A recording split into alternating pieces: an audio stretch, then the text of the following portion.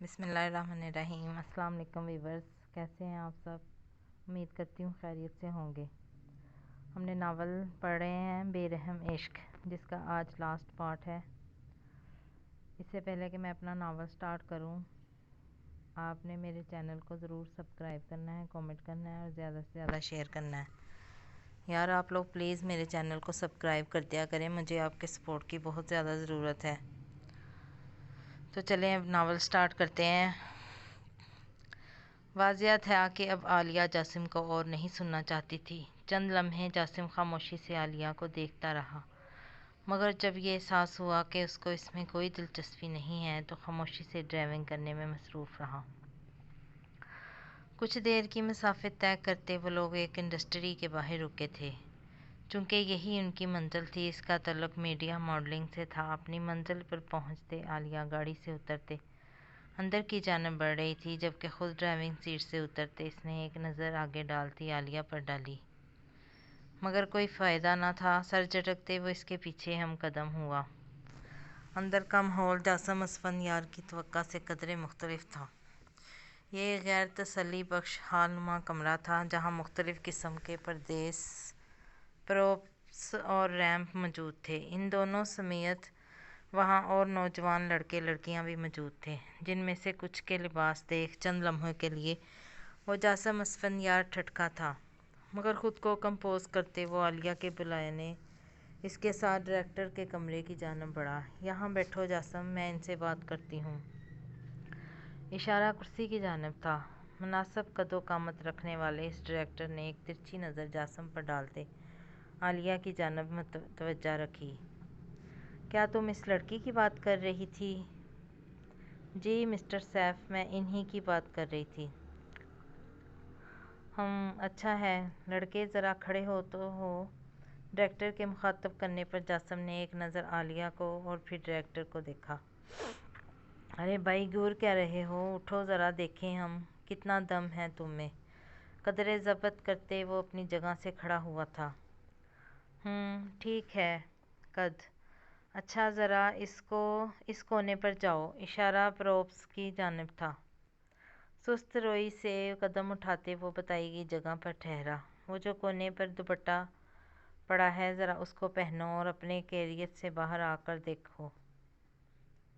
دکھاؤ اور کیا کر سکتے ہو۔ اب کے ڈائریکٹر کی بات سن، وہ جو کب سے ضبط کے کڑے پہرے خود پہ بٹھائے ہوئے تھا، بفرا سا چلایا۔ یہ کیا مذاق لگا رکھا ہے؟ یہ کرو وہ کرو، ایسے چلو ویسے کھڑے ہو جاؤ، کیا مجھے پاگل بنا رہے ہو؟ مجھے کیا سمجھا ہے؟ سڑک سے اٹھ کر آ گیا ہوں میں یہاں ماڈلنگ کرنے؟ او بھائی ٹھنڈ آ رہی، یہاں بہت سے آئے ہیں جن کو ہم نے اوپر بھی پہنچایا ہے اور نیچے بھی، تو ذرا ٹھنڈا رہ کر بات کر۔ اب کے ڈائریکٹر طنزیہ انداز میں گرایا تھا، جبکہ عالیہ نے اپنی جگہ چھوڑتے جاسم کی جانب قدم بڑھائے۔ کیا ہو گیا ہے تمہیں جاسم؟ کتنے بڑے ڈائریکٹر سے میں تمہیں ملوا رہی ہوں اور تم یوں بدتمیزی کر کے سارا کام خراب کر دو گے؟ تمہارا دماغ خراب ہو گیا ہے لڑکی، تمہیں علاج کی ضرورت ہے۔ جانتی نہیں ہو تم کون ہوں میں؟ ہاں، اور یوں ٹکے ٹکے کے لوگوں کی باتیں سننا کم از کم میرے بس کے باہر ہے۔ کس کو بولا ٹکے؟ ہاں بول، نکل باہر یہاں سے ابھی کے ابھی، اس سے پہلے کہ اٹھوا کر باہر پھینکوا دوں میں تجھے۔ نکل ادھر سے، مرو تم یہاں، میں تھوکتا بھی نہیں ہوں اس جگہ پر۔ کہتے ساتھ وہ برق رفتاری سے وہاں سے باہر نکلا تھا، جبکہ اپنا سر پیٹتی عالیہ کچھ دیر ڈائریکٹر کو سمجھانے کے بعد اس کے پیچھے بھاگی تھی۔ جاسم میری بات سنو، رکو جاسم، بات سنو میری۔ اس کو مسلسل قدم بڑھاتے دیکھ عالیہ اب کے چلائی تھی۔ کس بات کا گھمنڈ ہے تم میں؟ ہاں؟ اب کہ وہ ٹھہرا تھا۔ وہ کب سے گونجتا فقرہ سن، بہن تمہاری کہیں بھاگ گئی ہے، بزنس تم لوگوں کا ٹھپ پڑا ہے، باپ تمہارا ہر وقت گھر میں رہتا ہے اور میرے ڈیڈ سے کہتا ہے کہ بزنس پارٹنرشپ دے دو، اور تم کسی قابل نہیں ہو۔ کتنی مشکل سے اتنے بڑے ڈائریکٹر کو منایا تھا، اور کیا کیا تم نے؟ اتنا غرور ہے تمہیں؟ بتاؤ مجھے کس بات کا؟ لڑکی کے ساتھ تمہاری ویڈیو وائرل ہوئی تھی، جس کی وجہ سے تمہیں کتنی بدنامی اٹھانی پڑی ہے۔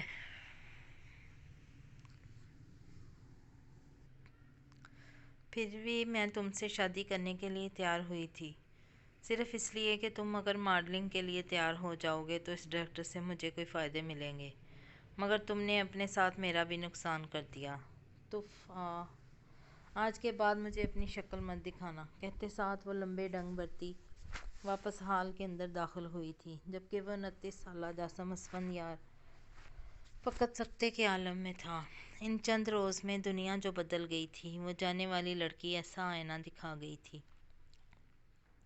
جس میں فقط سچائی تھی، کڑوی سچائی۔ شاید وہ اپنے حواس میں نہ تھا، ہوتا بھی کیسے؟ وہ سب کچھ کھو چکا تھا، سب کچھ ہار چکا تھا۔ محض سوچ سا وہ اسٹیئرنگ سنبھالتے ابھی کچھ ہی آگے بڑھا تھا جب موبائل کی سکرین جگمگائی۔ ایک نظر اس پر ڈالتے فون کان کو لگایا۔ ہیلو، ہاں بولو سر، جلدی پہنچیں آفس، یہاں گودام میں آگ لگ گئی ہے سر۔ وہ اپنے فلور میں ڈرائیو کرنے میں مصروف تھا۔ فون سے چنگاڑتی مینیجر کی آواز سن وہ یکدم بریک پر پیر دے گیا۔ کتنا نقصان ہوا ہے؟ فقط ایک تھا جو اس کے لبوں سے ادا ہوا۔ سر، ہم نے فائر بریگیڈ کو کال کی ہے، وہ اب تک نہیں پہنچی۔ ٹھیک ہے، تم کال ملاتے رہو، میں پہنچتا ہوں وہاں۔ اور اب کے اندھا دھند ڈرائیونگ کرتے وہ اسفندیار خان انڈسٹریز کے باہر پہنچا، مگر وہاں کا منظر دیکھ دل مٹھی میں آیا تھا۔ آگ کے بھڑکتے شعلے فضا میں اٹھتے ان کی عمر بھر کی ریاضت کی بربادی کا منہ بولتا ثبوت تھے۔ تمام ملازمین باہر ہی موجود تھے۔ جب گاڑی سے اترتے وہ سست روی سے قدم اٹھاتا فیکٹری کے قریب بڑھتا گیا، مگر وہاں موجود لوگوں نے اسے قابو کیا تھا۔ سب خاک ہو گیا تھا، سب راکھ، کچھ بھی باقی نہ تھا۔ وہ جو طبیعت کی خرابی کے باعث آرام کرنے کی غرض سے آنکھیں موندے لیٹی تھی، اب کہ متلی سی محسوس ہونے پر یکدم باتھ روم کی جانب بھاگی۔ یکے بعد دیگر بار بار اس کو وقفے سے کہہ آ رہے تھے۔ سینے پر ہاتھ پھیرتے وہ بامشکل خود کو کمپوز کرتی زینوں تک پہنچی تھی، مگر منظر دھندلا سا جا رہا تھا۔ جو ہی اگلا قدم بڑھایا وہیں لڑکھڑائی آنکھوں کے گرد گہرا گٹا چھائی تھی۔ بے توازن سی وہ ہوش و خرد سے بیگانہ زمیں بوس ہوئی تھی۔ یہ وقت سحر کا تھا، جس کے باعث گھر فقط ملازمین تھے جو اپنی اپنی مختص کردہ ڈیوٹیز دینے میں مصروف تھے۔ یہاں کافی دیر بعد فائر بریگیڈ پہنچی تھی۔ فیکٹری کے سارا مال جل کر خاک ہو چکا تھا۔ ٹھہرنا بیکار تھا۔ وہ تھکا ہارا سا گھر کی جانب روانہ ہوا تھا۔ رولنگ چیئر پر بیٹھے، پین کی نوک پیشانی سے لگائے، وہ آنے والے دن کا پلان تیار کر رہا تھا۔ فری میسنز کے کارکن کچھ اس طرح کام کرتے کہ وہ مشہور نامور اراکین کو نشانہ بناتے۔ ان کی کمزوری جان کر شہرت، دولت، یہ دو وہ چیزیں تھیں جس کا راز وجاہت ازل سے دیوانہ تھا۔ سین فرانسسکو جانے کے بعد اس نے باپ کا پیسہ جہاں کہیں بھی انویسٹمنٹ کے لیے لگایا، وہ فقط ڈوبتا ہی چلا گیا، اور اس سب سے آئنم شاہ انجان تھی۔ اسی اثنا میں زرار کی ملاقات گاگا سے ہوئی تھی، جو اس سے قبل یہودیوں کی پیروکار تھی۔ زرار اس وقت جس کمپنی میں کام کر رہا تھا، اس گروہ کو اس کمپنی کے مالک کی کچھ اہم معلومات حاصل کرنی تھیں، جس کے لیے انہوں نے پہلے زرار پر نظر رکھنا شروع کی، جس میں سب سے بڑا کردار گاگا کا تھا۔ ان لوگوں نے زرار کی کمزوری جان لی تھی، اس کو اپنی عزت سب سے زیادہ پیاری تھی۔ اس تمام عرصے میں وہ کبھی بھی کسی عورت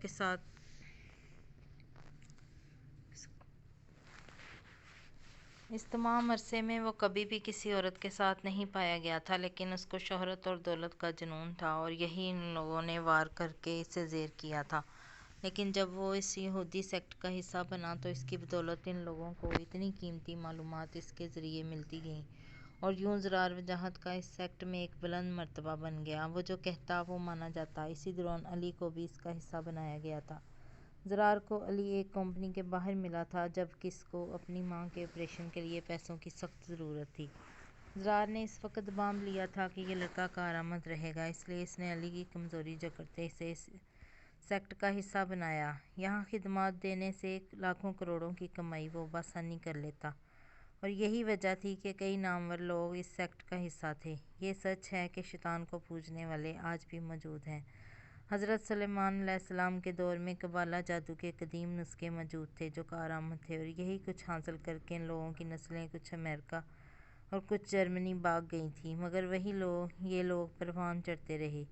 ان میں سے کچھ دیوانگی کی حد تک دولت اور شہرت حاصل کرنے کے لیے اپنی روح تک شیطان کو بیچ دیتے ہیں، جبکہ کچھ ان کے ماتحت کام کرتے، اور یہی کردار زرار وجاہت کا تھا۔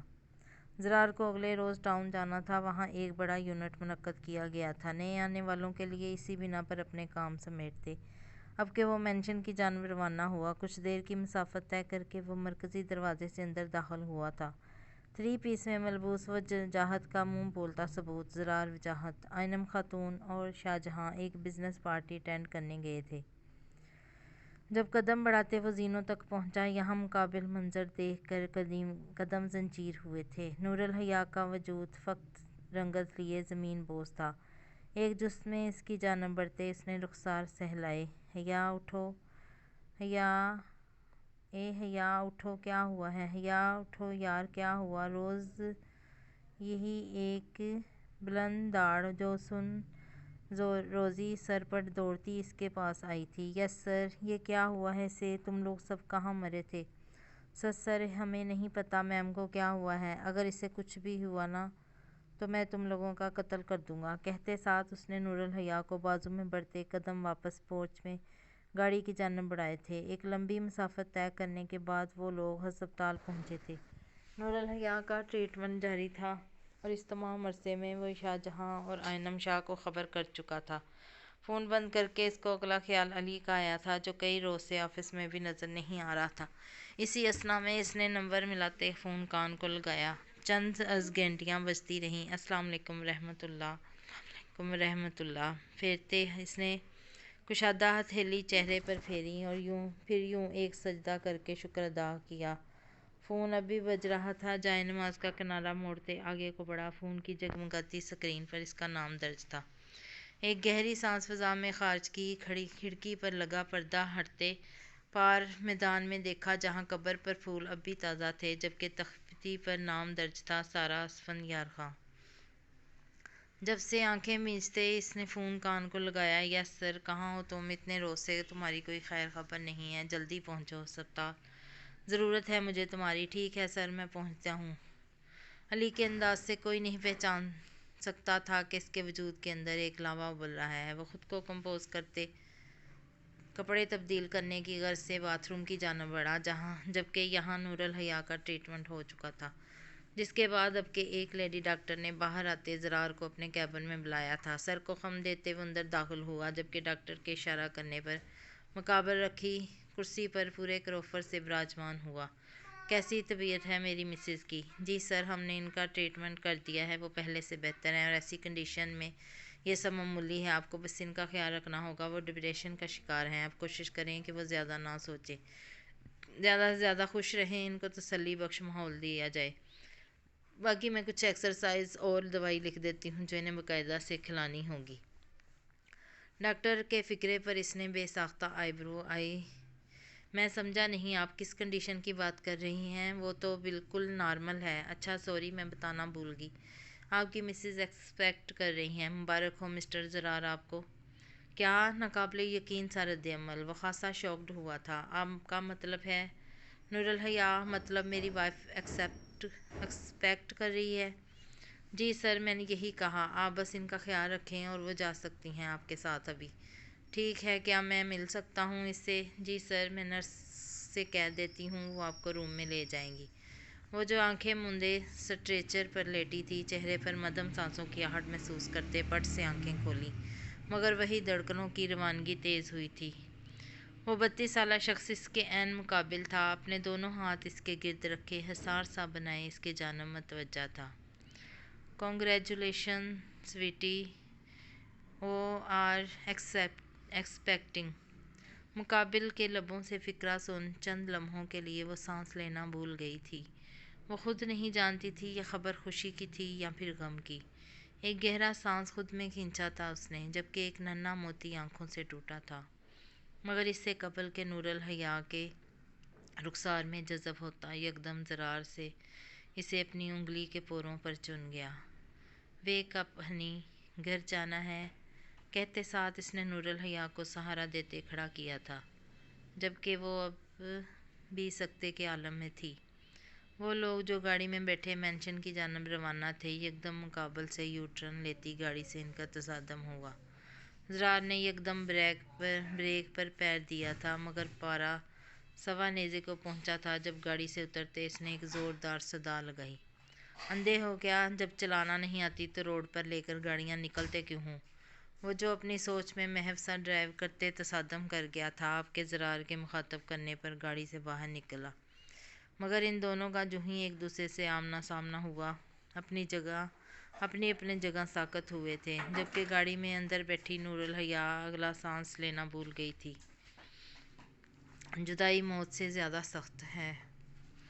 منو ہمت مجتمع کرتے قدم باہر کو رکھا، جبکہ یہاں گاڑی سے اگلی ہستی کو نکلتا دیکھ ادھر جاسم اسفندیار خان اپنی جگہ منجمد ہوا تھا۔ وہ طوفان جو کئی روز سے برپا تھا، آپ کے وہ تباہی نظروں کے سامنے گوم اٹھی۔ یہاں زرار وجاہت نے اس کی نظروں کے تعاقب میں اپنے دائیں جانب سے آتی نور الحیا کو دیکھا، مگر اس سے قبل کہ وہ کچھ اور آگے بڑھتی، یہاں وہ 32 سالہ شخص درمیانی رستے میں حائل ہوا تھا۔ واپس گاڑی میں جا کر بیٹھو نور الحیا، کرخت لہجہ وہاں ان لوگوں کی سمتوں سے ٹکرایا تھا۔ نہیں، مجھے بات کرنی ہے، بس اس سے قبل کہ نور الحیا زرار کے حکم پر کچھ کہنے کو لب وا کرتی، یکدم کچھ اور آگے کو بڑھتے جاسم گویا ہوا تھا، تم اپنا منہ بند رکھنا اور 1 منٹ سے پہلے یہاں سے دفع ہو جاؤ، ورنہ مجھ سے برا کوئی نہیں ہوگا۔ تنبیہ کرتے زرار وجاہت سراپا غیظ و غضب میں کھولتے کرایا تھا، میں تب تک یہاں سے نہیں جاؤں گا جب تک میں حیا سے بات نہیں کر لیتا، اور تم کم از کم ہمارے درمیان میں بولنے والے کوئی نہیں ہوتے۔ کہتے ساتھ وہ حیا کی جانب بڑھا تھا۔ تمہیں سنائی نہیں دیا میں نے کیا کہا؟ کہتے ساتھ ایک زوردار پنچ اس نے جاسم اسفندیار خان کے منہ پر رسید کیا تھا۔ اس سے قبل کہ وہ سنبھل کر کوئی وار کرتا، زرار نے اگلی وار میں اپنی ٹانگ سیدھ میں عین اس کے پیٹ میں ماری تھی۔ خون کی لمبی فوار جاسم کے منہ سے برآمد ہوا تھا۔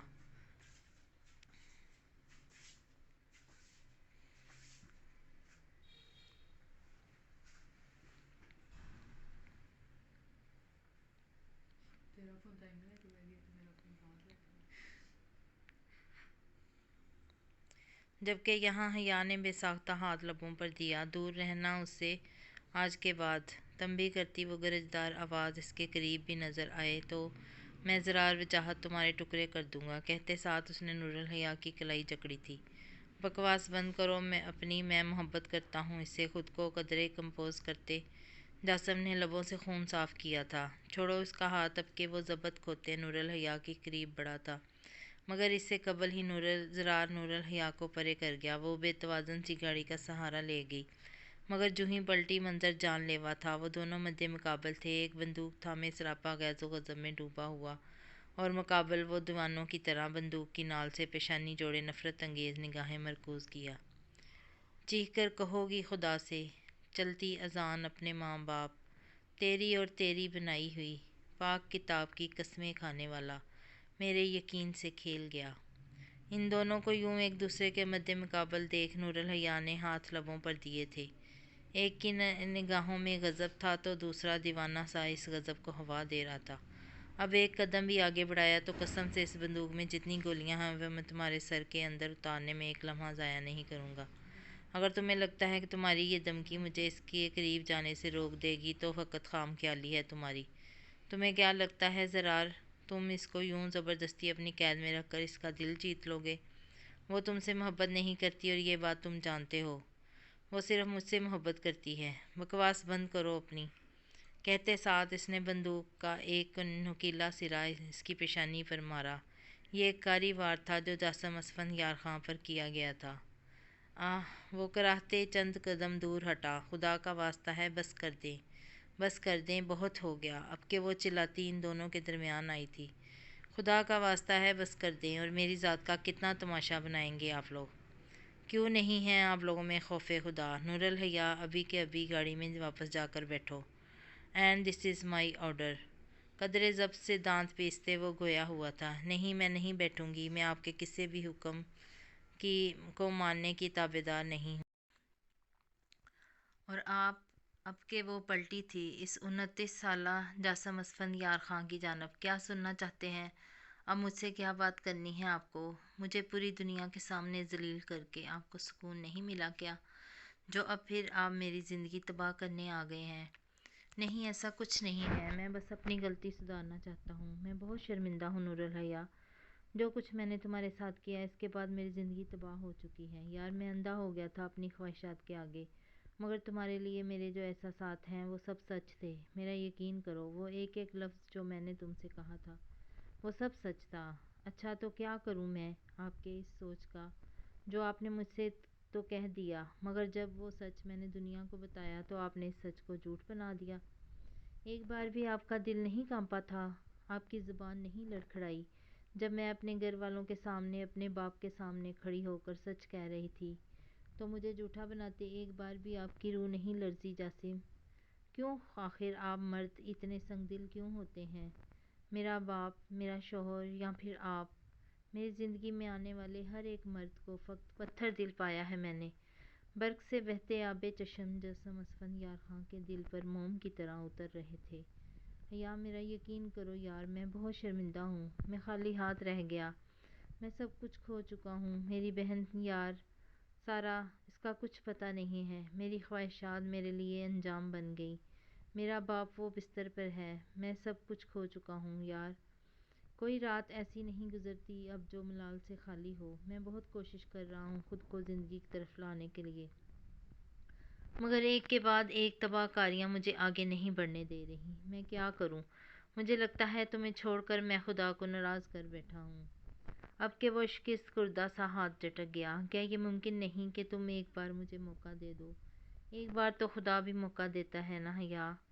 تم ایک بار مجھے موقع دے دو، میں تمہارے قدموں میں دنیا بھر کی خوشیاں رکھ دوں گا۔ یار تمہیں کھو کر سب کچھ کھو چکا ہوں، پتہ ہے تم مل جاؤ گی تو سب کچھ مجھے مل جائے گا۔ وہ آنس لیے اس کی آنکھوں میں دیکھے گیا جبکہ حکم میں کھڑا وہ 32 سالہ شخص اب کے گاڑی کے بون سے ٹکائے محفوظ سا ان دونوں کی گفتگو سن رہا تھا۔ یہاں چند لمحے کی توقف کے بعد وہ قدرے پرسکون انداز میں گویا ہوئی، پتہ ہے کیا انسان کی فطرت ہوتی ہے؟ وہ بظاہر خود کو جتنا مطمئن کر لے، بے قصور سمجھے، چہرے پر مسکراہٹ کا نقاب ہی کیوں نہ چڑھا لے، مگر حقیقت میں جو اس کا ضمیر ہوتا ہے نا، وہ اس کو بے سکون کر دیتا ہے۔ اس کو بار بار وہ آئینہ دکھاتا ہے جس سے وہ چھپ کر بھاگ جانا چاہتا ہے۔ وہ لمحوں کے لیے ٹھہری، بے تاثر چہرے پر مسکراہٹ بکھری، ایک قدم جاسم کے قریب بڑھایا۔ میں آپ کو بد دعا نہیں دوں گی جاسم، جبکہ دل اور حالات یہی چاہتے ہیں، مگر اب دعا بھی نہیں۔ آپ کے لیے میرا دل ہر احساس سے عاری ہے۔ آپ قبلہ بھی بن کر آ گئے نا تو میں کافر ہو جاؤں گی۔ ایک گہری مسکراہٹ۔ وہ خاموش ہوئی تھی، جبکہ مقابل وہ 29 سالہ شخص منجمد رہا، یوں کہ اگلا سانس بھی وجود پر بھاری سا تھا۔ چند لمحے خاموش رہتے وہ پھر گویا ہوا تھا۔ مجھے معاف کر دو نور الحیا، میں بہت تکلیف میں ہوں، میرا ضمیر مجھے سکون نہیں لینے دے رہا یار۔ میں جانتا ہوں تم مجھ سے نفرت کرتی ہو، مگر بس ایک بار۔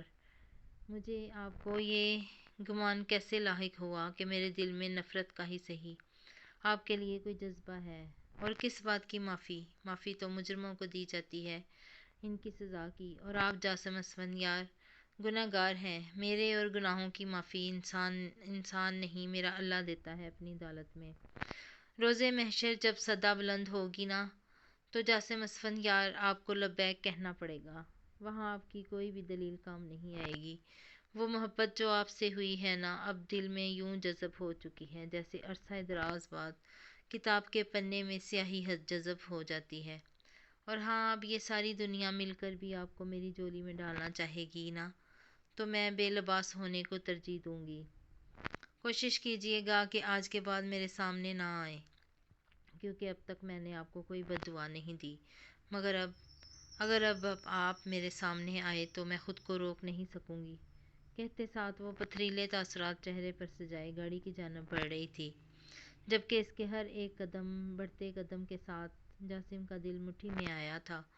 وہ ایک جست میں اس کی جانب بڑھا تھا، مگر عین درمیان میں ذرہ نے سے قابو کیا، جبکہ وہ 21 سالہ نور الحیا بڑھتی گئی۔ یہاں جاسم اسفندیار خان کے قدم زنجیر ہوئے تھے۔ وہ اسے روکنا چاہتا تھا مگر بے بس تھا، ٹھیک اسی طرح جس طرح کچھ وقت پہلے نور الحیا بے بس تھی جب وہ سب کو بتانا چاہتی تھی حقیقت، مگر وہ بے بس تھی۔ آج اسی راہ پر جاسم اسفندیار خاں کھڑا تھا مگر خالی ہاتھ۔ سن چکے ہو نا کیا سوچتی ہے وہ تمہارے بارے میں، اب دفع ہو جاؤ یہاں سے۔ یا پلیز رکو، یار پلیز معاف کر دو مجھے، یا پلیز میں سب کچھ کھو چکا ہوں، یار رک جاؤ پلیز، یا میں سب ہار گیا ہوں، پلیز رک جاؤ، یا خدا کے لیے مجھے معاف کر دو۔ گو ٹو ہیل مین، حقارت سے کہتے زرار وجاہت نے اسے پرے پٹخا تھا، جبکہ خود قدم اب کے گاڑی کی جانب بڑھائے۔ یہاں وہ خود کو کمپوز کیے بے تاثر سی بیٹھی کھڑکی کے پار چلتی سڑک کو دیکھتی گئی۔ کچھ دیر کی مسافت طے کرتے وہ لوگ واپس وجاہت مینشن پہنچے تھے۔ یہ سورج غروب ہونے کا وقت تھا۔ گاڑی جو ہی پورچ میں رکی، بنا وقت ضائع کیے حیا نے قدم مینشن کی جانب بڑھائے تھے، جبکہ زرار اس کے پیچھے ہم قدم ہوا تھا۔ پارا یوں سوا نیزے کو پہنچا تھا کہ مانو اب سب تباہ کر دے۔ یہاں تمام لوگ سوشل ایریا میں ہی موجود تھے۔ وہ بآواز بلند آداب تسلیمات کہتی، وہ جو ہی زینوں تک پہنچی، پیچھے سے چنگاڑتی آواز نے قدم زنجیر کیے تھے۔ جانے سے پہلے خوشخبری نہیں سناؤ گی کیا سب کو؟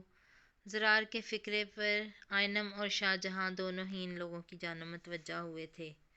آؤ ذرا یہاں اور بتاؤ ان کو جو ڈاکٹر نے کہا ہے، کہتے ساتھ اس نے نرمی سے حیا کا ہاتھ تھامتے اپنے حصار میں لیا، جبکہ اس افتاد پر اچانک وہ بکھلائی تھی۔ کیسی خوشخبری زرار؟ یہ آئنم خاتون تھی، جبکہ شاہ جہاں نے اس پر ایک نگاہ غلط ڈالنے کی بھی غلطی نہیں کی تھی، کیونکہ وہ اب تک بھولے نہیں تھے اس کی پچھلی حرکت۔ ارے لگتا ہے حیا شرما رہی ہے، چلو میں ہی بتا دیتا ہوں۔ دراصل یہ محترمہ ایکسپٹ کر رہی ہیں۔ مبارک مبارک مبارک، کہتے ساتھ اس نے تالیاں سی بجائی تھی۔ یہاں جو آئنم خاتون کو سانپ سونگھا تھا، وہیں حیا اس کے انداز بیاں پر کچھ محتاط ہوئی تھی۔ یہ تو واقعی خوشخبری ہے، مٹھائی کھانی چاہیے ہمیں۔ یہ شاہ جہاں تھے جنہوں نے اب کے درمیان میں مداخلت کی تھی۔ جی بالکل سسر جی، بالکل ٹھیک فرمایا آپ نے، ہم سب کو مٹھائی کھانی چاہیے، مگر سوچنے والی بات ہے نا کہ کس رشتے سے؟ کہتے ساتھ وہ صوفے پر براجمان ہوا تھا، پورے کروفر سے۔ کیا مطلب ہے زرار؟ ہم سب کا ہی رشتہ ہے۔ نہیں نہیں، یہاں کریکشن کی ضرورت ہے، ہم سب کا نہیں، بس آپ کا رشتہ ہے۔ آپ نانا بننے والے ہیں اور ہم، یا ہمارا کیا رشتہ ہوگا بھلا؟ یہ کیسی باتیں کر رہے ہو زرار؟ ظاہر سی بات ہے تم باپ بننے والے ہو۔ نہیں، میں اس بچے کا باپ نہیں ہوں۔ کس نے کہا کہ یہ بچہ میرا ہے؟ یہاں زرار وجاہت کے فکرے پر جہاں نور الحیا زلزلوں کی زد میں آئی تھی، وہیں شاہ جہاں اپنی جگہ چھوڑتے یکدم کھڑے ہوئے تھے۔ نہیں، یہ میرا بچہ نہیں ہے، میں نہیں ہوں اس کا باپ۔ یہاں زرار کے فکرے پر جہاں نور الحیا زلزلوں کی زد میں آئی تھی، وہیں شاہ جہاں اپنی جگہ چھوڑتے یکدم کھڑے ہوئے۔ یہ کیا کر رہے ہو تم؟ ہوش میں تو ہو زرار؟ جی بالکل میں ہوش میں ہوں، بلکہ آپ اپنی بیٹی کو پوچھیں کہ وہ ہوش میں رہتے کیا کر رہی ہے۔ یا میں سب برداشت کر سکتا ہوں، لیکن وہ جو اس کو مخاطب کرتے چند قدم اس کی جانب بڑھائے تھے، اب کے ایک کراہ کے ساتھ ہاتھ دل کے مقام پر رکھا۔ حیا ڈیڈ، وہ تڑپ کر ان کی جانب لپکی تھی۔ شاہ جہاں کیا ہوا ہے آپ کو؟ شاہ جہاں سنبھالیں خود کو۔ آئنم خاتون بھی ان کی بگڑتی صورتحال پر آگے کو بڑھی تھی، جبکہ وہ 32 سالہ زرار وجاہت اپنی جگہ سے ایک انچ بھی نہ ہلا۔ چہرے کے تاثرات یوں پتھریلے و بے تاثر تھے کہ مانو وہ اسی وقت کے انتظار میں تھا۔ ڈیڈ اٹھیں پلیز، ڈیڈ ایسا کچھ نہیں ہے، ڈیڈ پلیز اٹھیں، دور رہو لڑکی، خبردار جو میرے شوہر کے قریب بھی آئی۔ یہاں آئنم خاتون ضبط کھوتے اسے پرے دھکیل گئیں۔ میرا یقین کریں، ایسا خاموش، کوئی جھوٹی کہانی نہیں سننی مجھے تم جیسی بدکردار لڑکی کی، مگر اتنا جان لو کہ اگر شاہ جہاں کو کچھ بھی ہوا تو تمہارا قتل میں اپنے ہاتھوں سے کروں گی۔ تنبیہ انداز میں اسے وارن کرتے خود ملازمین کی مدد سے شاہ جہاں کو ہسپتال لے کر گئی، جبکہ یہاں وہ فقط خالی ہاتھوں کو تکے گئی، ایک نظر اپنے حکم میں ڈالی، مگر زرار وہاں موجود نہ تھا۔ بنا کسی توقف کے وہ آرام گاہ میں داخل ہوئی تھی۔ ارے تم اتنی بے احتیاطی کیوں کر رہی ہو یار؟ خیال رکھو اپنا بہت مجھے میرا ہونے والا بچہ اور تم بالکل صحت مند چاہیے ہو۔ ٹھیک ہے، نرمی سے اسے بازو سے تھامتے زرار نے بستر پر بٹھایا۔ ایک سوال کر سکتی ہوں؟ شکست خوردہ سا لہجہ زرار وجاہت کی سماعتوں سے ٹکرایا تھا۔ وہ جو اس کو بٹھاتے آئینے کے مقابل کھڑا کف لنکس اتار رہا تھا وہیں ٹھہرا، شیشے سے ایک ترچھی نگاہ اپنے حقب پر ڈالی۔ وہ مکمل کالے لباس پر سر پہ سرخ چادر لیے بے حرکت سی ساکت بیٹھی چٹ فرش کو گور رہی تھی۔ ہا ہا ہا، ایک توہین آمیز فتح یابی کا قہقہا اس وحشت زدہ کمرے کی دیواروں سے ٹکراتے اس لڑکی کے سینے میں گویا انتشار برپا کر گیا۔ زخمی نگاہ شخص پر اٹھی۔ کیوں کیا یہ سب؟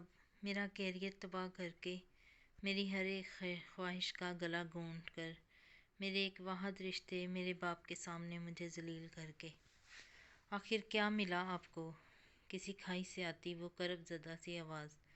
نورالحیا خاموش ہوئی تھی، جبکہ مقابل وہ 32 سالہ شخص اسے دیکھے گیا، بنا پلک جھپکائے، یک نگاہ اس کو دیکھے گیا۔ کوئی اتنا بے تاثر کیسے ہو سکتا ہے؟ نہ مجھے تم سے کوئی محبت ہے، نہ ہی تمہیں قید کرنے کی کوئی طلب تھی۔ تم فقط ضد تھی میری، سو پوری ہوئی۔ آج تمہیں اور تمہارے باپ کو اس حال میں دیکھ کر جتنی تسکین مجھے مل رہی ہے یہ تم اور تمہارا باپ سوچ بھی نہیں سکتا۔ تمہارے باپ کی وجہ سے میں اپنی ماں سے جدا ہوا تھا۔ میری ماں نے صرف تمہارے باپ کی محبت میں مجھے اس ملک سے دور بھیجا تھا، خود سے دور۔ وہ اپنا سارا وقت تمہارے باپ کو دینا چاہتی تھی۔ نہ تمہارا باپ میری ماں کی زندگی میں آتا اور نہ ہی میں یتیموں جیسی زندگی گزارتا۔ تمہارے باپ نے نہ صرف میری ماں کی زندگی اور جائیداد میں اپنی جگہ بنائی بلکہ اپنے ساتھ ساتھ تمہیں بھی اٹھا کر لے آیا اس عیش و آرام کی زندگی گزارنے کے لیے۔ یہ وجاہت مینشن انڈسٹریز وجاہت خان کی تھی، زرار وجاہت کے باپ کی۔ اس پر صرف میرا حق تھا، صرف اور صرف میرا حق۔ لیکن تمہارے باپ نے یہ میرا حق پورے وثوق کے ساتھ خود بھی لیا اور تمہیں بھی دیا۔ سوچو ذرا، وہ شخص جو صرف قابل نفرت ہے میری نگاہ میں، آج اس کی یہ بربادی دیکھ کر مجھے کتنی تسکین مل رہی ہوگی۔ کتنے ظالم ہیں آپ، کتنے ظالم! آپ کو ڈر نہیں لگتا خدا سے؟ نہ جانے کیوں مگر اس کی باتیں سن دل میں آنے والا سوال وہ بے ساختہ کر گئی۔ وہ جو اپنی الماری کا دروازہ کھولے کھڑا تھا پلٹتے اس کی جانب متوجہ ہوا۔ نہیں لگتا مجھے تمہارے خدا سے ڈر، کرخت زدہ سنجیدہ لہجہ۔ اور یہ بات جان لو کہ زرار وجاہت کسی سے نہیں ڈرتا۔ قدم قدم چلتے وہ اس کے قریب آرام گاہ کی جانب آیا تھا، رخسار پر ٹھہرے اس کے بالوں کو کان کے پیچھے انگلی کی مدد سے اڑاستے۔ پہلی مہر محبت ضبط کی مقابل وہ 21 سالہ نورالحیا تیار نہ تھی اس افتاد کے لیے۔ اس شخص کی بے باک حرکت پر وہ خود میں سمٹتے فک ہوئی۔ وہ کچھ اور اس کی جانب بڑھا تھا۔ بہت خوبصورت ہو تم، تمہارا یہ خوف زدہ سا روپ بے حد حسین ہے۔ میرا دل کرتا ہے تم سے محبت کرنے کو، دل کرتا ہے دنیا تمہارے قدموں میں ڈھیر کرنے کو، مگر میں جو تمہاری شناخت پر غور کرتا ہوں تم مجھے واجب القتل لگتی ہو۔ دل کرتا ہے اس سے قبل کہ وہ کچھ اور کہنے کو لب وا کرتا، آرام گاہ کا دروازہ یکے بعد دیگرے بار بار بجایا گیا تھا۔ دستک تھے، واضح تھا کہ بجانے والا آشفتہ اسری میں ہے۔ بنا کسی توقف کے اس نے دروازہ کھولا جب مقابل علی کو پایا۔ سر، وہ کال آئی ہے ہاسپٹل سے۔ تو کیا ہوا؟ علی کے انداز پر زرار کی پیشانی پر کئی بل نمودار ہوئے۔ سر، آپ کو جلدی جانا ہوگا وہاں، جلدی۔ اور یہ علی کی بات مکمل ہوتے وہ بنا کسی توقف کے سرپٹ باہر کو دوڑا تھا، جبکہ علی نے ایک نظر اندر کھڑی نورالحیا پر ڈالی جس کے چہرے پر پریشانی کے آثار واضح تھے۔ ہر درد کی ایک معینہ مدت ہوتی ہے جس کے گزر جانے کے بعد سب کچھ بدل جاتا ہے۔ کچھ بھی تاحیات رہنے کے لیے نہیں ہوتا، بس ہمت نہیں ہارنا، سب ٹھیک ہو جائے گا۔ اپنی بات مکمل کرتے وہ ٹھہرا نہیں تھا، جبکہ یہاں نورالحیا کی پیشانی پر کئی بل نمودار ہوئے تھے۔ آخر وہ کیا کہہ کر گیا تھا اور اسے ہی کیوں؟ زرار کے جاتے وہ اب ہوش کی دنیا میں لوٹی تھی۔ اس کو ہسپتال جانا تھا، آپ نے اپنے ڈیڈ کے پاس۔ ہاں، اس کو جانا تھا، اس کو کوئی نہیں روک سکتا تھا۔ اسی سوچ کے ساتھ وہ دوپٹہ تبدیل کرنے کی غرض سے جو ہی الماری کی جانب بڑھی، اگلی نگاہ الماری کے دراز پر ٹھہری۔ وہاں 2 موبائل تھے، ایک بے رنگ پیکٹ میں، اور وہ موبائل کسی اور کے نہیں، خود اس کا اپنا اور سارا کا تھا۔ وہ پہچان سکتی تھی، آخر کو اتنا عرصہ اس کے ساتھ رہی تھی۔ وہ پہچان سکتی تھی اپنی دوست کی چیزوں کو۔ آگے کو بڑھتے اس نے موبائل اٹھائے تھے۔ اس تمام تر عرصہ میں اس کو یاد ہی نہ تھا کہ وہ اپنی چیزیں کہاں رکھ چکی ہے۔ دونوں موبائل سوئچ آف تھے۔ ان کو تھامتے وہ واپس آرام گاہ میں آ کے بیٹھی تھی۔ کتنے ظالم ہیں آپ، کتنے ظالم! آپ کو ڈر نہیں لگتا خدا سے؟ نہ جانے کیوں، مگر اس کی باتیں سن دل میں آنے والا سوال وہ بے ساختہ کر گئی۔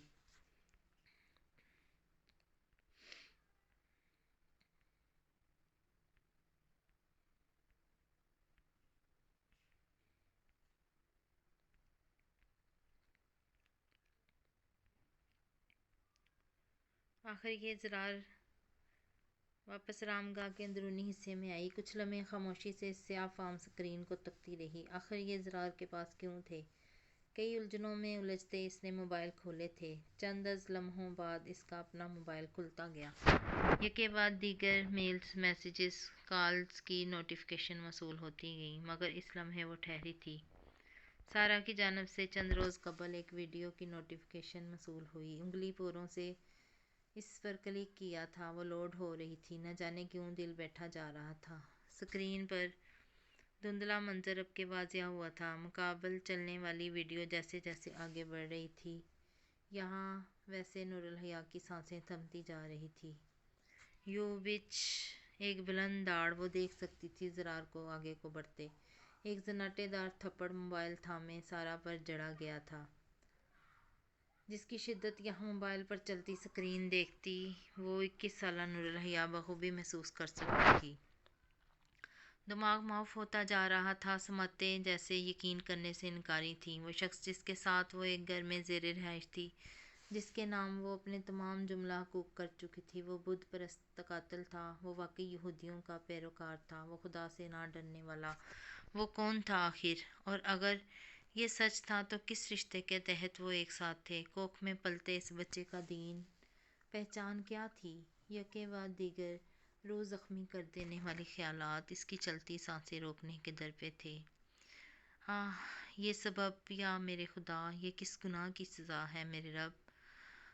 کرب سے چلاتے وہ اپنے بال مٹھی میں دبوچ گئی۔ وہ قاتل ہے، وہ بت پرست ہے، یہودی!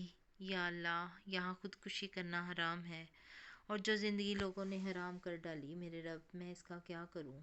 اپنے بالوں کو سختی سے دبوچتے وہ آگے اور پیچھے کی جانب ہلا رہی تھی، یوں کہ جیسے ضبط کرنا اس کے بس میں نہ ہو۔ یکدم ایک سوچ نے ذہن کے پردوں پر دستک دی۔ ہر درد کی ایک معین مدت ہوتی ہے، جس کے گزر جانے کے بعد سب کچھ بدل جاتا ہے۔ کچھ بھی تاحیات رہنے کے لیے نہیں ہوتا، بس ہمت نہیں ہارنا، سب ٹھیک ہو جائے گا۔ کچھ دن پہلے وہ ادا کیا گیا علی کا فقرہ، کیا وہ کچھ کہنا چاہتا تھا؟ کیا اس کو کچھ بتانا چاہتا تھا؟ آخر اس طرح پہلی بار اس کو کیوں مخاطب کیا تھا علی نے؟ کڑی سے کڑی ملاتے اس نے اب کے علی کا نمبر ملایا تھا۔ کچھ دیر گھنٹیاں بجتی رہیں، مگر مقابل سمت سے جواب ندارد رہا۔ اب کہ اس نے ایک بار پھر جو نمبر ملانا چاہا، یہاں روزی سرپٹ بھاگتی اس کی جانب آئی تھی۔ میم، میرے ساتھ چلیں نیچے، ڈرائیور آپ کا انتظار کر رہا ہے، آپ کو فوراً ہسپتال جانا ہوگا۔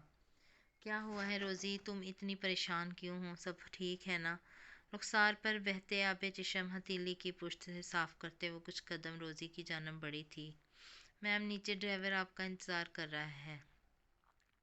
سر نے آپ کو فوراً ہسپتال بلایا ہے، آپ انتظار مت کریں، چلی جائیں فوراً۔ میرے ڈیڈ وہ ٹھیک تو ہے نا؟ کہتے ساتھ وہ مینشن کا مرکزی دروازہ عبور کرتے پورچ کی جانب بڑھی، جہاں ڈرائیور پہلے ہی گاڑی کا دروازہ کھولے اس کے انتظار میں تھا۔ کچھ دیر کی مسافت طے کرتے وہ لوگ اب کے شہر کے درمیان بنے ایک پرائیویٹ ہاسپٹل میں پہنچے تھے۔ ریسیپشن سے معلومات لیتے وہ مطلوبہ فلور پر پہنچی تھی، جہاں اپنے انتظار میں دیوار سے پشت ٹکائے فقط علی کو پایا۔ کیا ہوا ہے؟ سب ٹھیک ہے نا؟ مجھے یہاں کیوں بلایا ہے؟ ڈیڈ کہاں ہیں؟ سب ٹھیک ہے نا؟ یکے بعد دیگر سوال وہ آشفتہ سری میں علی سے کر گئی، جبکہ اس کو یوں پریشان حال دیکھ علی نے چند قدم اس کی جانب بڑھائے تھے۔ آپ کو میری بات بہت حوصلے سے سننی ہوگی۔ کیا مطلب ہے؟ آپ کیا کہنا چاہتے ہیں؟ ڈیڈ کہاں ہیں؟ سب ٹھیک ہے نا؟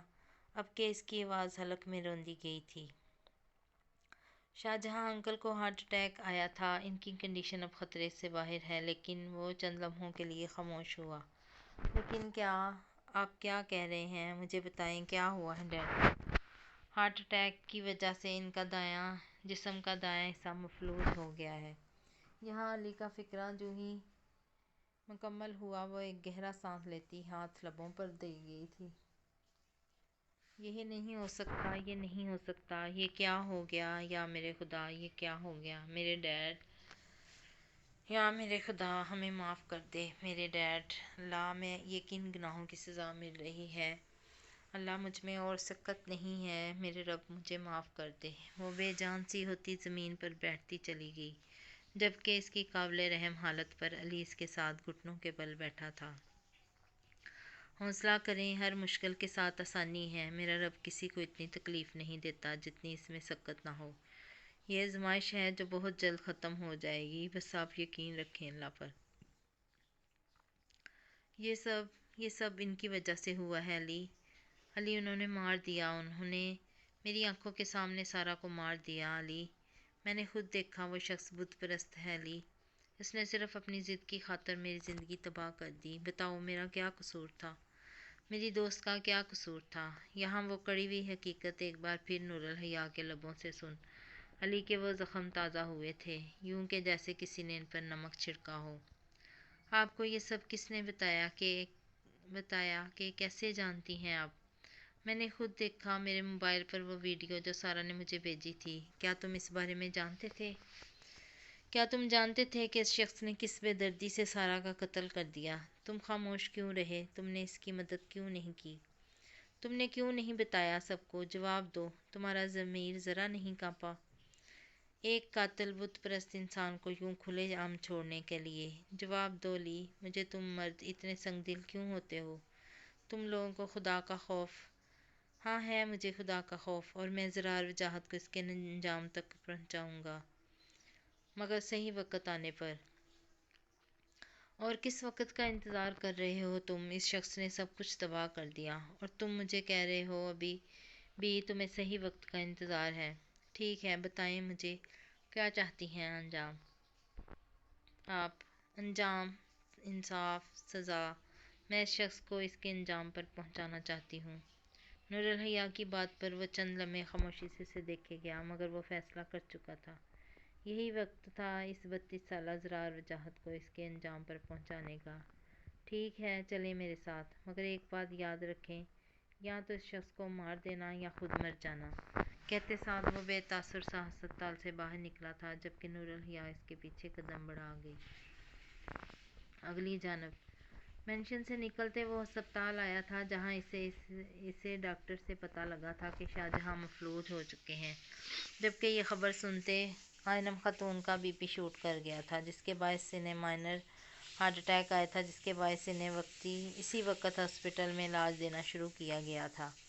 مگر یہ رات آخری رات تھی اس ماہ کی، اور آج اسے ٹاؤن پہنچنا تھا۔ سیکٹ میں کچھ نئے ممبران کا اضافہ کیا گیا تھا، جن کو ضرار وجاہت کی تربیت کی خصوصی ہدایت دی گئی تھی۔ یہاں ان لوگوں سے ملتے وہ اب کے ٹاؤن میں بنے اپنے مخصوص کمرے میں موجود تھا۔ سیاہ فام گاؤن پر بنا قمیض کے وہ گھٹنوں کے بل اس بکرے کی سی شکل والی مورت کے آگے جھکا چند لفظوں کی گردان کر رہا تھا۔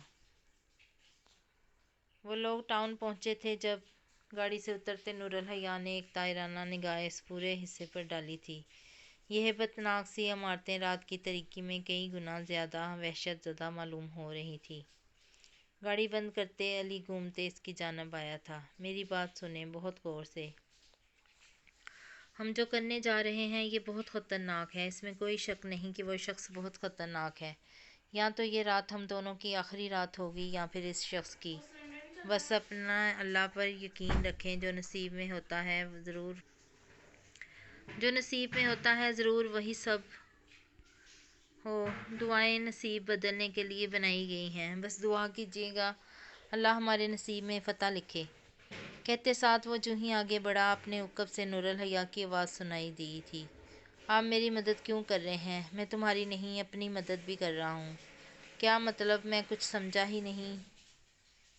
ہی نہیں میں اس میں آپ کی مدد کیسے ہوگی؟ اور جتنا میں جانتی ہوں آپ تو ضرار وجاہت کے خاص آدمی ہیں نا، تو پھر ان کے خلاف جا کر میری مدد کیوں کر رہے ہیں؟ میں ضرار وجاہت کا آدمی نہیں ہوں، اس نے زندگی کے کئی سال مجھے استعمال کیا ہے میری مجبوری جان کر۔ اور پھر وہ بے تاثر آنکھیں قدرے سرخ ہوئی تھیں۔ میں محبت کرتا تھا سارا اسفندیار خان سے، اور میری آنکھوں کے سامنے اس کا قتل کر دیا گیا، اور یہ میں کبھی نہیں بھول سکتا اور نہ ہی معاف کر سکتا ہوں۔ علی کے انکشاف پر چند لمحوں کے لیے وہ ساکت ہوئی تھی، مگر خود کو کمپوز کرتے گویا ہوئی، مجھے یقین ہے کہ اگر سارا آج ہمارے درمیان ہوتی تو آپ لوگ بہت خوش رہتے، لیکن میں اپنی دوست کا قتل شخص کو کبھی معاف نہیں کروں گی، چاہے اس کے لیے مجھے اپنی جان کیوں نہ دینی پڑے۔ یہ اپنے پاس رکھو، جیسے ہی تمہیں محسوس ہو کہ تمہیں اس کی ضرورت ہے اس کو استعمال کرنا۔ علی نے اپنی پشت کی جیب سے گن نکالتے نور الحیا کی ہتھیلی پر رکھی تھی، جسے دیکھ کر اس کی رنگت فک ہوئی تھی۔ مگر مجھے یہ چلانی نہیں آتی۔ جب حالات اور وقت بدلتا ہے نا تو انسان کو سب کچھ کرنا آ جاتا ہے۔ تم اس کو چلا سکتی ہو، لیکن صرف ضرورت کے وقت، ٹھیک ہے؟ کہتے ساتھ وہ مبہم سا مسکرایا تھا۔ علی کی بدولت وہ لوگ بآسانی ٹاؤن میں داخل ہوئے تھے۔ وہ اپنے طریقے سے خفیہ راستوں سے ہوتا اب کے ضرار وجاہت کے کمرے کے باہر تھا۔ یہاں نور الحیا کی دل کی دھڑکنیں معمول سے زیادہ تیز رفتار پر دھڑک رہی تھیں۔ کمرے کے باہر چند لمحوں کے لیے وہ ٹھہرا تھا، اس کی جانب رخ کرتے وہ گویا ہوا، کیا آپ تیار ہیں؟ ہاں میں تیار ہوں، لیکن پہلے میں اندر جاؤں گی، آپ کچھ دیر بعد آنا۔ مگر کیوں؟ اندر خطرہ ہو سکتا ہے، میں تمہیں اکیلے اندر جانے نہیں دے سکتا۔ کوئی خطرہ نہیں ہوگا، میرے ساتھ میرا رب ہے علی، مجھے یقین ہے جب تک میرا رب نہیں چاہے گا وہ شخص میرا ایک بال بھی بیکا نہیں کر سکتا۔ وہ یقین سے چور لہجہ علی کو کچھ بھی بولنے سے باز کر گیا، اور یہاں ایک جست میں دروازہ کھولتے وہ اندر داخل ہوئی تھی۔ وہ جو اب تک اپنی پوجا میں سر جھکائے مصروف تھا، اب کے کسی کی آمد کی آہٹ سن کر یکدم پیچھے کی جانب پلٹا۔ وہاں کھڑی ہستی کو دیکھ چند لمحوں کے لیے اس 32 سالہ شخص کا سانس رکا تھا، مگر وہ ضرار وجاہت ہی کیا جو ڈر جائے۔ وہ خود کو کمپوز کرتے کھڑا ہوا تھا۔ تم یہاں کیا کر رہی ہو؟ کرخت سنجیدہ لہجہ، میں یہاں تم جیسے قاتل درندہ صرف یہودی بت پرست انسان کو جہنم واصل کرنے آئی ہوں۔ دیکھو ضرار وجاہت، میں تمہاری موت کا فرشتہ بن کر آئی ہوں۔ ہاں ہاں ہاں، وہ ذات منش لہجہ اس 32 سالہ شخص کو بخوب بھایا تھا۔ وہ ایک بلند و بالا قہقہا فضا میں بلند کر گیا۔ کیا بات ہے بھائی، ماننا پڑے گا، لگتا ہے کوئی ہالی ووڈ کی ایکشن فلم دیکھ کر آ رہی ہو۔ وہ بام تو چکا تھا اس کا ذات منش لہجہ، مگر خود کو کمپوز کر گیا۔ ٹھیک کہا تم نے، میں واقعی فلم دیکھ کر آ رہی ہوں، وہ فلم جس میں تم نے بے دردی سے سارا کا قتل کر دیا، وہ فلم جس میں تمہاری اصلیت سامنے لائی گئی۔ میرا باپ تمہاری وجہ سے مفلوج ہو گیا، خدا غرق کرے تمہیں ضرار وجاہت، تف ہے تمہاری زندگی پر۔ بس یکدم آگے بڑھتے ایک جست میں اس نے نور الحیا کو گدی سے دبوچتے دیوار پر لگایا تھا۔ بہت بکواس کر لی تم نے، اور بہت سن لی میں نے، بہت کوشش کی کہ تمہیں کوئی نقصان نہ پہنچاؤں، لیکن تم اپنے باپ کا وہ گندا خون ہو جس نے پہلے میری ماں کی زندگی میں آ کر میری زندگی حرام کی، اور اب تم یہاں کھڑی ہو اپنے باپ کا کردار ادا کرے۔ تھو، اس سے قبل کہ وہ کچھ اور کہنے کو گویا ہوتا، نور الحیا نے حقارت بھری تھو اس کے منہ پر کی تھی۔ آہ! نور الحیا کی جانب سے آنے والے رد عمل کے باعث وہ چند قدم دور ہٹا تھا۔ گندا خون میں نہیں، گندا خون تمہارا ہے ضرار وجاہت، جو شخص اپنے خدا کا نہیں ہو سکا۔ تمہیں کیا لگتا ہے کہ اس خدا کے بندے تمہارے ہوں گے؟ یو بچ! ایک بلند دھاڑ کے ساتھ اس نے دائیں جانب لگا لکڑی کا پھٹا اکھاڑتے حیا کے سر پر مارا تھا۔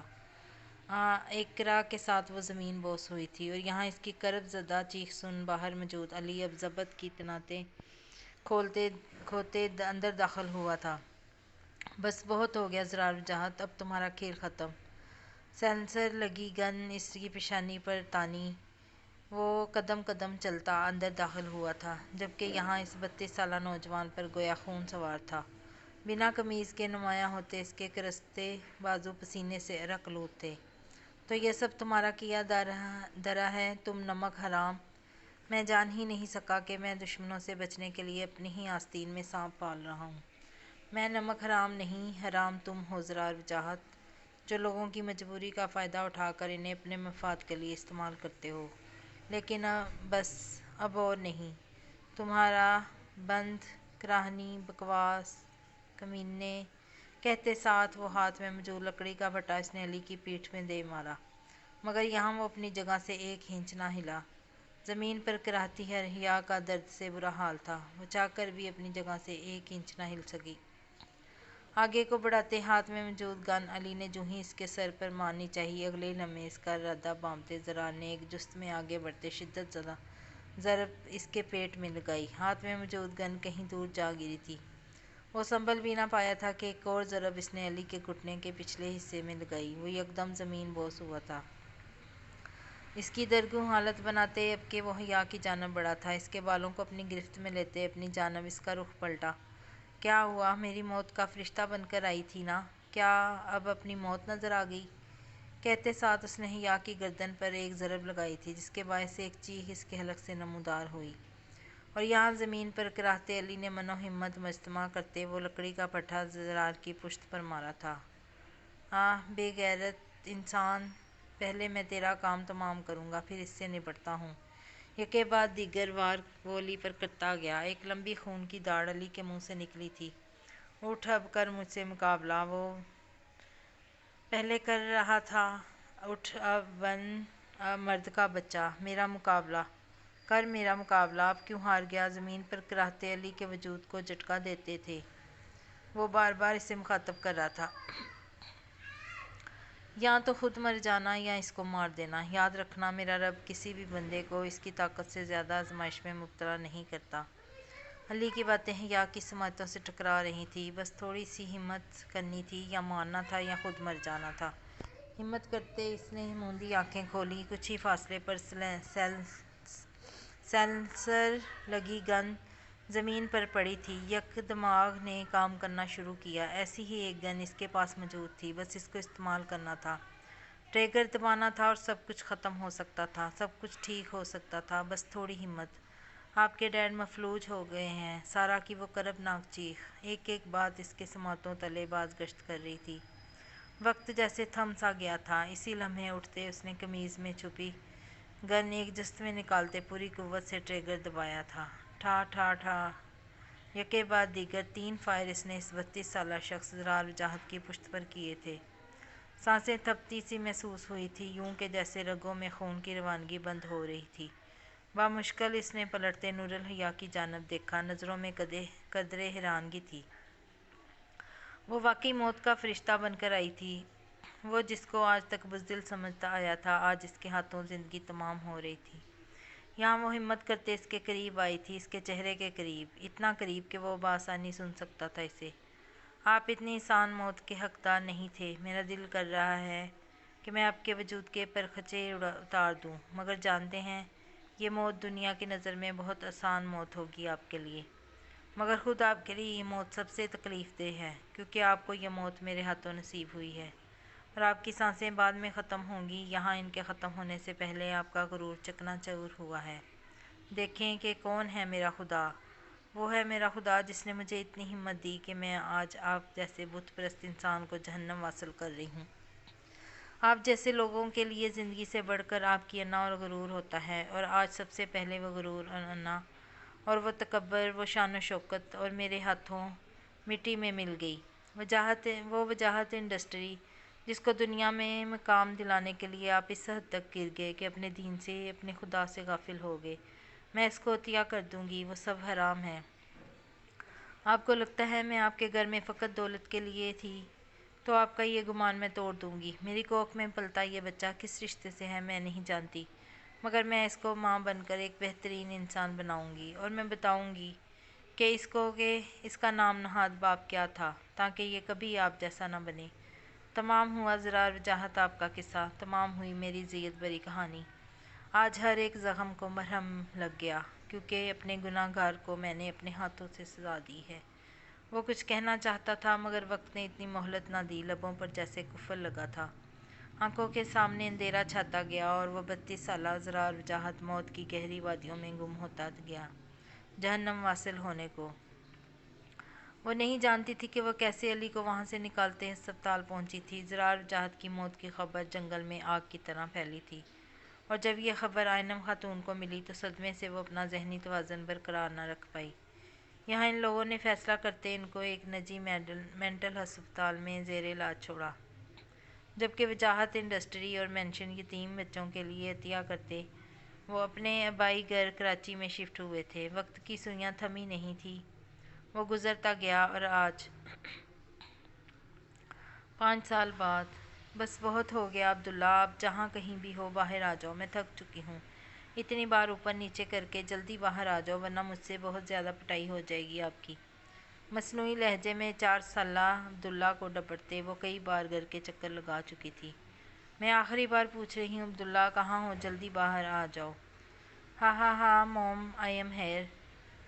وہ جو کچن کی جانب بڑھ رہی تھی، اس کی آواز شاہ جہاں کے کمرے سے آتی سنائی دی۔ رخ پلٹتے وہ ان کی رام گاہ میں داخل ہوئی تھی، جب پہلی نظر علی پر ٹھہری، جس کی گود میں بیٹھے عبداللہ پر ٹھہری، جو ہاتھ چاکلیٹ لیے اس کی جانب متوجہ ہوا تھا۔ موم ماتھا لو۔ نورالحیا کو اپنے مقابل بگڑے تیور دیکھ 4 سالہ عبداللہ گویا ہوا تھا۔ عبداللہ، میں نے آپ کی بہت پٹائی کرنی ہے، کب سے بلا رہی ہوں میں آپ کو کھانے کے لیے۔ قدم بڑھاتے وہ شاہ جہاں کے بیڈ کے قریب رکی تھی، جہاں وہ تکیوں کی مدد سے ٹیک لگائے بیٹھے تھے، جبکہ ان کی حالت اب تک نہ بدلی تھی، مگر فرق یہ تھا کہ وہ پہلے کی مناسبت سے زیادہ کچھ بول لیتے تھے۔ ایک ترچھی نظر علی پر ڈالتے وہ ایک بار پھر عبداللہ سے گویا ہوئی تھی۔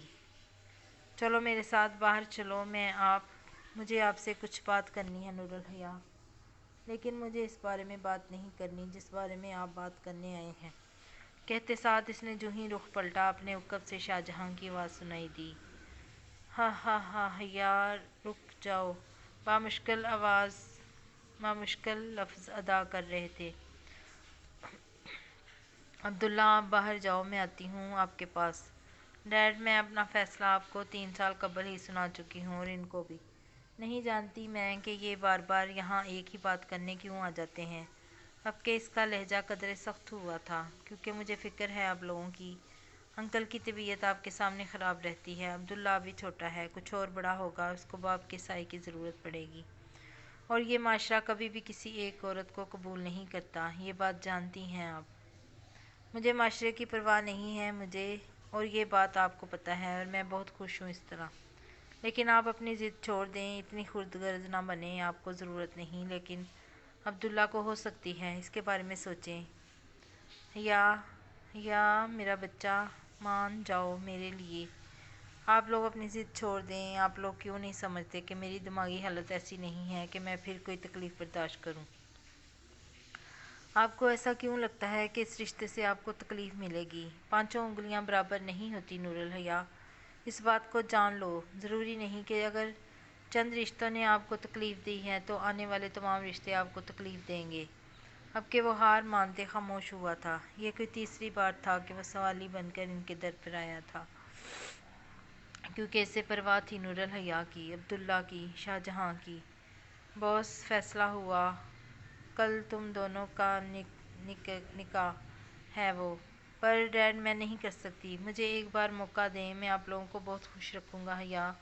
اب کے چند قدم آگے بڑھتے اس نے نورالحیا کو بازو سے تھامتے اس کا رخ اپنی جانب پلٹا تھا، آنکھوں میں قدرے احترام تھا، نرم اسیر زدہ لہجہ۔ نہ جانے کیا تھا، وہ خاموش ہوئی۔ ایسی خاموشی میں اقرار تھا ایک نئی زندگی کی شروعات کا۔ ہر درد کی ایک معینہ مدت ہوتی ہے، جس کے گزر جانے کے بعد سب کچھ پہلے جیسا نہیں رہتا، کچھ بھی ایک سا رہنے کے لیے نہیں ہوتا، یہ جان لو۔ جو آج ہے ضروری نہیں کل بھی ویسا ہی ہو۔ ختم۔